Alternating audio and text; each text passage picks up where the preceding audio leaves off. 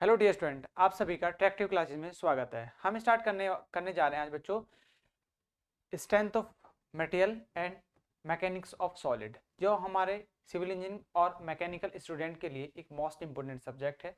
इस यहाँ से बच्चों आपसे क्वेश्चंस आपके सेमेस्टर के अंदर पूछे जाते हैं और ये एक ऐसा सब्जेक्ट है जो आपके आने वाले कॉम्पिटिटिव एग्जाम में भी बच्चों बहुत काम देने वाला। ठीक है, तो ये एक तरीके से ये सब्जेक्ट एक आपके लिए बैकबोन है। ठीक है, तो इंजीनियरिंग के अंदर इसका एक बहुत बड़ा इंपॉर्टेंट रोल होता है। तो आप लोग सभी इस सब्जेक्ट को अच्छे से पढ़ेंगे। आज हमारा फर्स्ट लेक्चर है। इस लेक्चर में हम पढ़ेंगे मैकेनिक्स की मैकेनिक्स और फिर उसकी प्रॉपर्टीज। ठीक है, प्रॉपर्टीज क्या होती है, जो प्रॉपर्टीज ऑफ मटेरियल होती है उनके बारे में यहाँ पे डिस्कस करेंगे। सबसे पहले यदि मैं बात करूं, हमारा एक वर्ड होता है मैकेनिक्स। तो मैकेनिक्स को आप किस तरीके से टैकल करेंगे वो चीजें हम समझेंगे। सबसे पहले यदि मैं बात करूं बच्चों, ये हमारा जो लेक्चर है ये सोम, ठीक है, एंड मॉस के लिए आपका होगा। ठीक, देन आपका चैप्टर फर्स्ट है, पहला चैप्टर है या पहली आपकी क्लास है। ठीक है, यदि हम इसमें बात करें, पहले डिस्कस करेंगे हम मैकेनिक्स। ठीक है, मैकेनिक्स, तो मैकेनिक्स को बच्चों हिंदी में कहते हैं यांत्रिकी। यांत्रिकी, ठीक है। इसको यांत्रिकी को यदि मैं बात करूं तो यांत्रिकी बच्चों आपकी जो डिवाइड होती है वो तीन तरीके से हम इसको तीन टाइप में डिवाइड कर सकते हैं। जो पहली होती है हमारी इंजीनियरिंग मैकेनिक्स। कौन सी होती है? Engineering mechanics. ठीक है,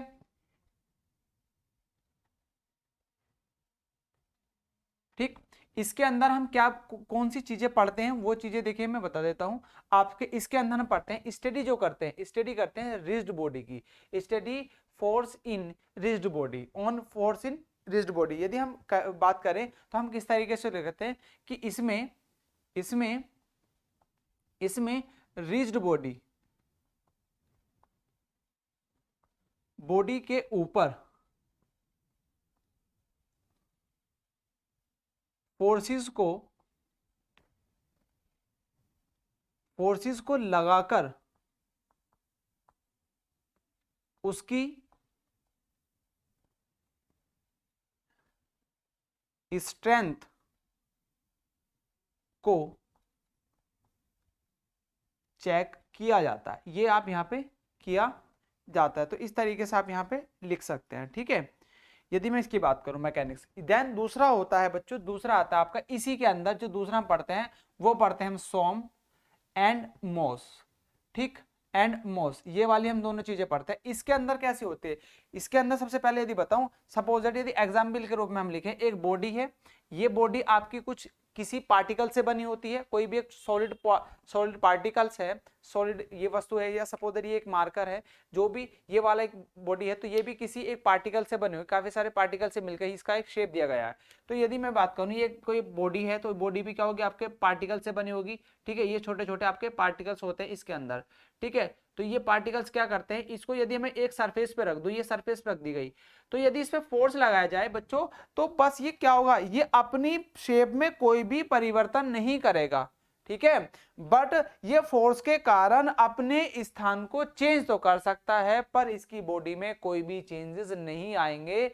तो इस तरीके की जो बॉडी होती है उसको उसको हम किसके अध्ययन करते हैं, वो इंजीनियरिंग मैकेनिक्स के अंदर हम अध्ययन करते हैं। अब चलते हैं हम सेकंड वाली, जैसे बताया मैंने सोम, तो इसके अंदर बच्चों हम क्या करते हैं, जो हमारी बॉडी होती है, डिफॉर्मेबल बॉडी होती है, उसका अध्ययन क्या करते हैं, वो करते हैं हम सोम एंड मोस के अंदर। सोम एंड मोस के अंदर, जिसको हिंदी में कहते हैं विरूपक। क्या बोलते हैं? विरूपक। विरूपक पिंड बोल सकते हैं आप, हिंदी में इसको लिख सकते हैं विरूपक पिंड। यदि मैं इंग्लिश की बात करूं तो इंग्लिश में बच्चों लिखते हैं डिफॉर्मेबल बॉडी, डिफॉर्मेबल बॉडी। ठीक है, डिफॉर्मेबल बॉडी आप इस तरीके से इसमें लिख सकते हैं। और यदि मैं बात करूं, यदि इसको एक एग्जांपल करूं मैं बॉडी की में, तो सपोज दैट ये पार्टिकल से कोई बॉडी बनी हुई है और ये एक सरफेस पर रखी हुई है इस तरीके से। ठीक है, कोई एक सरफेस है, इस सरफेस पर रखी हुई है। अब यदि ये भी कुछ पार्टिकल से बनी होगी बच्चों, कोई पार्टिकल्स, ये इसके क्या है, छोटे छोटे पार्टिकल्स है, इन पार्टिकल से मिलकर बनी है। यदि इस बॉडी के ऊपर, इसके अंदर, यदि इस बॉडी के अंदर हम कोई फोर्स लगाए, एक्स्ट्रा फोर्स लगाए, तो बॉडी क्या होगी, बॉडी के पार्टिकल्स में कुछ चेंजेस आ जाएंगे, बॉडी के पार्टिकल्स में कुछ चेंजिंग आ जाएंगे। वो चेंजिंग आपके कैसे होंगे, ये आपकी बॉडी सपोज फिक्स कर दी गई, ये बॉडी आपकी यहाँ से फिक्स कर दी गई, तो जब ये एक साइड से फिक्स हो गई तो इसके पार्टिकल्स में कुछ चेंजिंग होगी। वो चेंजिंग बच्चों ये आपकी थोड़ी कहीं ना कहीं दिखाई दे दी। तो ये जो अध्ययन किया जाता है, जो चेंजेस हुआ इसके पार्टिकल में फिक्स पोजीशन के कारण, तो वो वाली चेंजेस आप कहाँ पे पढ़ते हैं, ये पढ़ते हैं सोम एंड मोस के अंदर। ठीक है, देन दूसरी आती है बच्चों आपकी फ्लूइड मैकेनिक्स, जिसको बोलते हैं एफएम, और एक होती है एचएचएम। ठीक है, एचएचएम। तो इसके अंदर हम क्या करते हैं, तरल पदार्थों का अध्ययन करते हैं। तरल पदार्थों का, जो लिक्विड पदार्थ होते हैं, लिक्विड मेटेरियल होते हैं, जैसे कि वाटर हो गया, जैसे कि वाटर, और एक होता है आपका गैस। तो ये चीजें हम कहाँ पढ़ते हैं, ये चीजें हम इन तीन चीजों में पढ़ते हैं। तो मैकेनिक्स के अंदर बच्चों हम ये सब चीजें पढ़ते हैं। ठीक है, तो इनको हम यहाँ पे पढ़ेंगे। ये आप लोगों को आई थिंक बच्चों समझ में आ गया होगा। देन इसके बाद हम बात करें, ये थोड़ा सा एक जनरल नॉलेज के लिए मैंने बताया। इसके बाद आपका आता है प्रॉपर्टीज ऑफ मटेरियल। यदि प्रॉपर्टीज ऑफ मटेरियल की बात करें तो आप हेडिंग डालेंगे सबसे पहले प्रॉपर्टीज ऑफ मटेरियल आपका क्या होता है, उसको हम समझेंगे। ठीक है, आप लोगों ने ये चीजें नोट कर लिया होगा।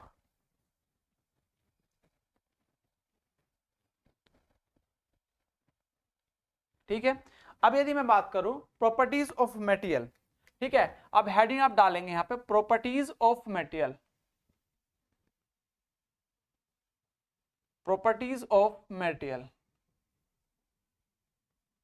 ठीक है, मटेरियल्स, इसको हम यहाँ पे लिखा, हमने ये हेडिंग डाली प्रॉपर्टीज ऑफ मटेरियल। अब इसकी डेफिनेशन की बात करें, ठीक है, प्रॉपर्टीज ऑफ मटेरियल के अंदर हम क्या करते हैं, जो भी इंजीनियरिंग मटेरियल होते हैं, जो भी इंजीनियरिंग मटेरियल होते हैं, उनका बच्चों मटेरियल का अध्ययन किया जाता है। किसके अंदर, properties of material, engineering material का अध्ययन किया जाता है। ठीक है, तो उसी को क्या कहते हैं, प्रॉपर्टीज ऑफ मटेरियल कहते हैं, कि किसी भी मेटल की प्रॉपर्टीज को चेक करना, कि उसका जो सपोज उसकी कंप्रेसिव स्ट्रेंथ, टेंसाइल स्ट्रेंथ, या उसकी जो पार्टिकल्स का प्रॉपर्टी होगी, उसकी बॉन्डिंग कैपेसिटी कैसी होगी, उसकी टेंसाइल या कंप्रेसिव स्ट्रेंथ जो मैं बात कर रहा हूँ वो चीज कैसी होगी, तो वो सब चीज हम क्या करते हैं, प्रॉपर्टीज ऑफ मटेरियल के अंदर हम करते हैं, उसको चेक करते हैं। ठीक है, तो यदि डेफिनेशन की बात करूं तो इसमें डेफिनेशन आप किस तरीके से लिखेंगे, डेफिनेशन लिखेंगे इंजीनियरिंग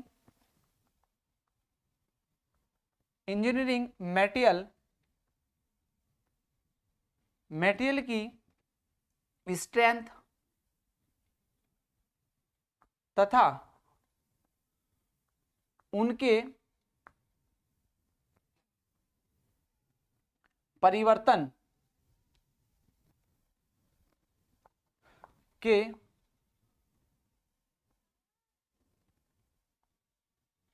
अध्ययन के लिए मटेरियल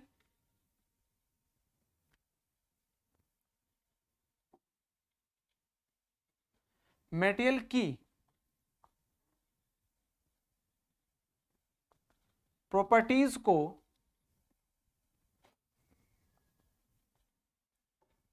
समझा जाता है, जब समझा जाता है, उसी को प्रॉपर्टीज ऑफ मटेरियल कहते हैं, properties of material, properties of materials कहते हैं। यहां पे आप इस तरीके से लिख सकते हैं। ठीक है, ये बस ये डेफिनेशन। अब हमारी बात, अब हम आगे चलते हैं। इसके बाद हमारा दूसरा टॉपिक आता है इसी में ही, कि प्रॉपर्टीज ऑफ मटेरियल आपने समझा किस तरीके से। देन उसके बाद हमारा आता है बच्चों इसमें ही classification of properties, classification of properties हम यहाँ पे वो पढ़ेंगे। हालांकि क्लासिफिकेशन ऑफ प्रॉपर्टीज के बारे में बच्चों ज्यादा नहीं पूछा जाता, हमारा जो पूछा जाता है मैकेनिक्स ऑफ प्रॉपर्टीज के बारे में पूछा जाता है, बट क्लासिफिकेशन ऑफ प्रॉपर्टीज में जो जनरल क्लासिफिकेशन आता है वहां से कुछ क्वेश्चंस पूछे जाते हैं, तो उसको भी हम यहाँ पे पढ़ेंगे। ठीक है, तो क्लासिफिकेशन ऑफ प्रॉपर्टीज जो होती है वो भी आप देख लेंगे कितने टाइप की होती है, कभी कभी आपसे पूछ भी सकता है। ठीक है, चलिए यहाँ पे आप लोगों ने लिखा क्लासिफिकेशन ऑफ प्रॉपर्टीज, आप यहाँ पे हेडिंग डालेंगे। ठीक है, तो हमारी हेडिंग होगी, तो लिखेंगे क्लासिफिकेशन ऑफ प्रॉपर्टीज। ठीक है, क्लासिफिकेशन ऑफ प्रॉपर्टीज आप लोग यहाँ पे हेडिंग डालेंगे। ठीक, देन उसके बाद हम यहाँ पे एक डेफिनेशन के फॉर्म में आप बताएंगे। ठीक है, कैसे लिखेंगे, इंजीनियरिंग मटेरियल, यहाँ पे इसकी डेफिनेशन लिख देंगे, इंजीनियरिंग मटेरियल का क्लासिफिकेशन निम्न प्रकार से किया जाता है, ठीक है, किया जाता है, ठीक है। पहला होता है आपका जनरल क्लासिफिकेशन,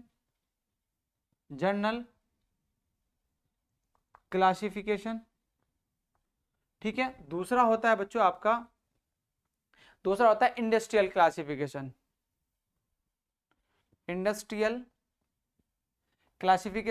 और तीसरा होता है बच्चों आपका क्लासिफिकेशन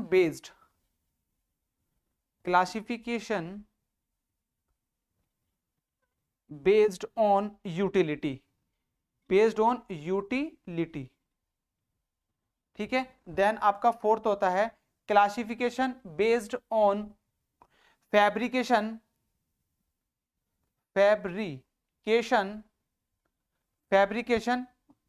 बच्चों मेथड्स होते हैं, फैब्रिकेशन मेथड्स, ठीक है, ये आप लिख सकते हैं मेथड्स, ठीक है, मेथड्स। तो यहां तक आप चीजों ने बच्चों आप लोगों ने पढ़ी, ये क्लासिफिकेशन। अब हम इसमें जो डिस्कस करेंगे, आपकी जो इंपॉर्टेंट की चीज है, जनरल क्लासिफिकेशन से आपसे क्वेश्चन पूछा जाता है, तो हम इसका अध्ययन करेंगे, ठीक है, सिर्फ। तो बट यदि आपसे कुछ पूछता है कि क्लासिफिकेशन ऑफ प्रॉपर्टीज कितनी होती है, classification of properties, classification of metal, या सॉरी यहाँ पे आप लिख सकते हैं classification of properties material, properties of classification of properties of material, ठीक है, आप यहाँ पे हेडिंग डालेंगे प्रॉपर तरीके से, ठीक है, ऑफ मटेरियल, ठीक है, मटेरियल्स, ये आप पूरी डेफिनेशन यहाँ पे लिखेंगे, ये रह गया था तो आप पूरी डेफिनेशन को यहाँ पे लिखेंगे इस तरीके से। तो आपके 4 टाइप के होते हैं classification based on fabrication methods के द्वारा। तो यहाँ तक आप लोगों को समझ में आ गया। देन हम सबसे पहले जो हम डिस्कस करेंगे जनरल क्लासिफिकेशन के बारे में पढ़ेंगे। तो जनरल क्लासिफिकेशन के बारे में वहाँ पे आपके 2 तरीके से होता है जनरल क्लासिफिकेशन मेटेरियल। तो वो होता है आपका मेटेलिक और एक होता है नॉन मेटेलिक, ठीक है, एक होता है मेटेलिक, एक होता है नॉन मेटेलिक। तो यहाँ पे हेडिंग डालेंगे आप जनरल क्लासिफिकेशन,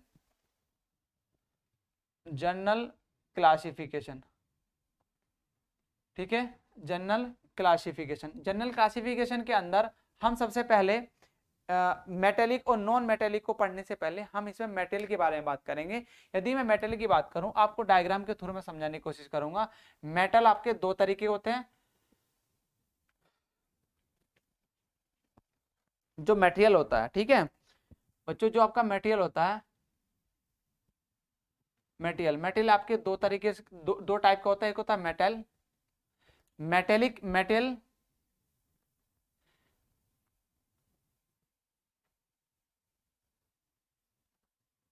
एक होता है मेटेलिक मेटेरियल, ठीक है, और दूसरा जो होता है वो होता है नॉन मेटेलिक मेटेरियल। कौन सा होता है? नॉन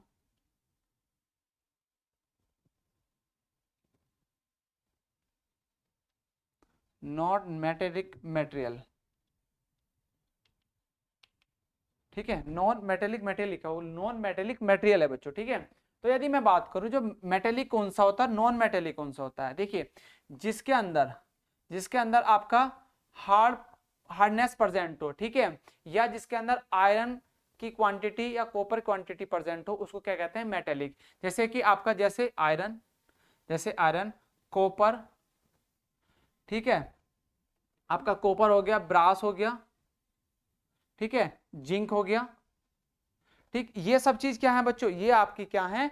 ये आपकी मेटेलिक मटेरियल होता है। और इसमें आ जाता है स्टील, ठीक है, स्टील भी क्या है? आपका मेटेलिक मटेरियल है। यदि मैं नॉन मेटेलिक की बात करूं तो नॉन मेटेरियल होता है बच्चों जैसे आपका प्लास्टिक, ठीक है, प्लास्टिक हो गया, गिलास हो गया, ठीक है, वुड हो गया, ठीक है, लेदर हो गया। तो ये सब चीज क्या है? ये आपके एक तरीके से कैसे हैं? नॉन मेटेलिक मटेरियल है। कैसे हैं? नॉन मेटेलिक मटेरियल है। अब यदि मैं इसकी बात करूं, आपकी इसकी बात करूं मेटेलिक की, तो ये भी आपका कितने टाइप का होता है? ये आपका 2 टाइप का होता है, ठीक है। एक होता है आपका फेरस मटेरियल, एक होता है नॉन फेरस मटेरियल, ठीक है। कैसा? Non ferrous material. एक होता है आपका फेरस मटेरियल, ठीक है। देन दूसरा होता है बच्चों आपका, दूसरा होता है नॉन फेरस मेटेरियल, ठीक है। दूसरा कौन सा होता है, नॉन फेरस मेटेरियल, ठीक है। यहां तक आप लोगों को बच्चों चीजें समझ में आ रही हैं, ठीक है। तो यदि समझ में आ रही हैं तो बच्चों ज्यादा से ज्यादा आप बच्चों इस क्लास को शेयर करेंगे सभी को, ठीक है, अपने ग्रुप में, और जो भी आपके रिलेटिव है वहां तक आप इस क्लास को शेयर करेंगे, ठीक है, कि ज्यादा से ज्यादा बच्चे जुड़ पाए और वहां तक उन तक ये सब कंटेंट पहुंच पाए, ठीक है। क्योंकि हमारे द्वारा जो क्लास कराई जाएंगी बच्चों आपको, वो रेगुलर बेसिस पे कराई जाएंगे और पूरा सब्जेक्ट आपको यहाँ पे कराया जाएगा, ठीक है। टेक्निकल की सभी क्लासेस हम यहाँ पे प्रोवाइड कराएंगे टाइम टू टाइम, ठीक है। आपके जो भी सेमेस्टर क्लासेस होती हैं सभी क्लासेस हम यहाँ पे कोशिश करेंगे प्रोवाइड कराएं, ठीक है। बट अभी कुछ ही सब्जेक्ट स्टार्ट किए जाएंगे, तो बस आप क्या करें, जो भी सब्जेक्ट को पढ़ाया जा रहा है उसको यहाँ पे पढ़ेंगे, और आने वाले समय में यदि आगे चलते चलते और भी चीजें हम यहाँ पे जोड़ने की कोशिश करेंगे, ठीक है। अभी हमारा स्टार्ट किया हमने, एक तो बिल्डिंग कंस्ट्रक्शन मटेरियल अपना यहाँ पे स्टार्ट किया था, उसको भी हम कंटिन्यू करेंगे। और हमने अब बात किया बच्चों, स्टार्ट किया सोम एंड मोस की क्लासेस को, जो सिविल और मैकेनिकल स्टूडेंट्स के लिए ये इंपॉर्टेंट क्लास है, दोनों के लिए हमने स्टार्ट किया है, ठीक है। तो यहाँ पे आप लोगों ने समझ लिया होगा क्या हम चाह चला था, एक तो फेरस मेटेरियल की बात कर रहे थे, एक तरीके से हम नॉन फेरस मेटेरियल की। अब जो फेरस मेटेरियल होता है, नॉन फेरस मेटेरियल कौन सा होता है, देखिए वो मेटेरियल जिसके अंदर बच्चों आयरन प्रेजेंट होता है, ठीक है, जिसके अंदर आयरन प्रेजेंट होता है वो क्या कहलाता है आपका फेरस मेटेरियल। कौन सा, फेरस मेटेरियल। जिसमें लोहा होता है, जिसके अंदर लोहा प्रेजेंट होता है उसको कहते हैं फेरस मेटेरियल।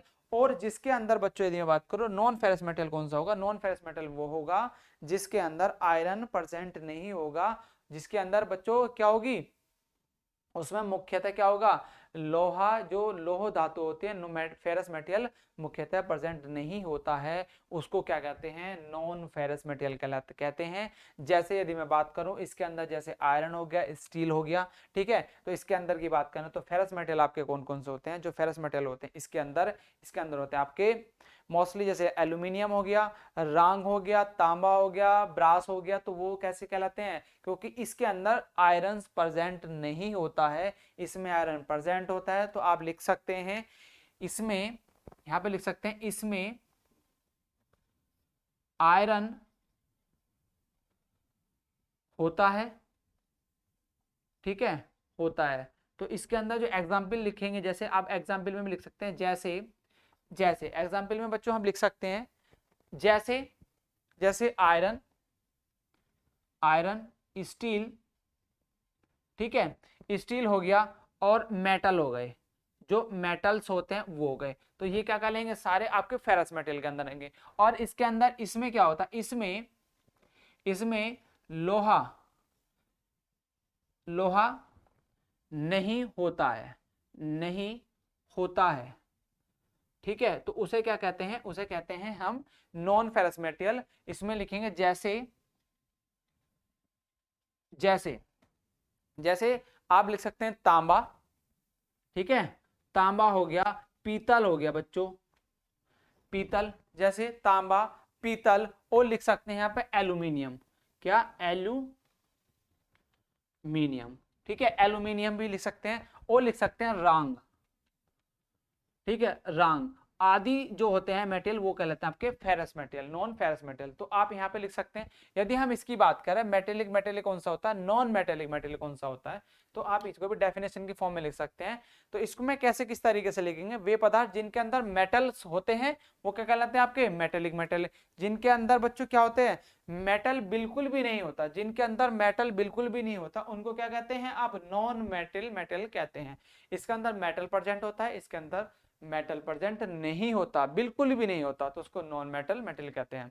तो इसमें यदि आप डेफिनेशन के फॉर्म में लिखना चाहे तो मैं यहाँ पे थोड़ा सा आपको यहाँ पे लिख देता हूं। इसमें यहाँ पे लिख सकते हैं, इसमें मेटल, मेटल होता है, ठीक है, मेटल होता है, ठीक है। और इसमें इसमें लिख सकते हैं इसमें मेटल नहीं होता, इसमें मेटल नहीं होता, ठीक है, नहीं होता है, ठीक है। तो इस तरीके से आप यहाँ पे सकते हैं metal present, metal not present भी आप दिखा सकते हैं। तो आपको ये चीजें, ये कहानी सारी समझ में आई। और ये कहानी किसके अंदर आती है बच्चों, ये सारी कहानी आती है आपकी जनरल क्लासिफिकेशन के अंदर ही हम ये चीजें पढ़ते हैं। सारी चीजें मैंने आपको डायग्राम के थ्रू समझाई। तो आप चाहे तो इसको डेफिनेशन ही बना के यहाँ पे लिख सकते हैं, ठीक है। जितने भी फेरस और नॉन फेरस मेटल मैंने आपको यहाँ पे लिखवा दिए बच्चों। और मेटेलिक क्या होता है, नॉन मेटेलिक क्या होता है, ये भी हमने यहाँ पे समझे। ठीक है, तो ये जो आपका हम ये जो अध्ययन करते हैं वो करते हैं जनरल क्लासिफिकेशन ऑफ मटेरियल के अंदर हम करते हैं। ठीक है, यहाँ तक आपको बच्चों चीजें समझ में आ गई होंगी। ठीक है, देन इसके बाद हम आगे जो अपनी कंटिन्यू करेंगे बच्चों, उसके अंदर हम पढ़ेंगे अपना मैकेनिकल प्रॉपर्टीज ऑफ मटेरियल्स। ठीक है, तो नेक्स्ट हेडिंग जो टॉपिक रहने वाला हमारा, जो इसके बाद हम इसी के अंदर अभी हम नेक्स्ट जो हेडिंग होगी वो की मैकेनिकल प्रॉपर्टीज ऑफ मटेरियल्स। ठीक है, तो उसमें हम इलास्टिसिटी, प्लास्टिसिटी, ठीक है, टफनेस, हार्डनेस, ये सब चीजें हम पढ़ेंगे। तो उनका हम वहाँ पे नेक्स्ट क्लास में अपना कंटिन्यू करेंगे। ठीक है, तो आई थिंक आप लोगों को ये क्लास पसंद आई होगी। ठीक है, तो आप इस क्लास को ज़्यादा से ज़्यादा शेयर करेंगे अपने सभी ग्रुप में। ठीक है, तो हम अब इस क्लास को यहीं पे एंड करते हैं। तो मिलते हैं आपसे जल्दी नेक्स्ट क्लास में। तो तब तक के लिए बाय बाय, जय हिंद, जय भारत बच्चों।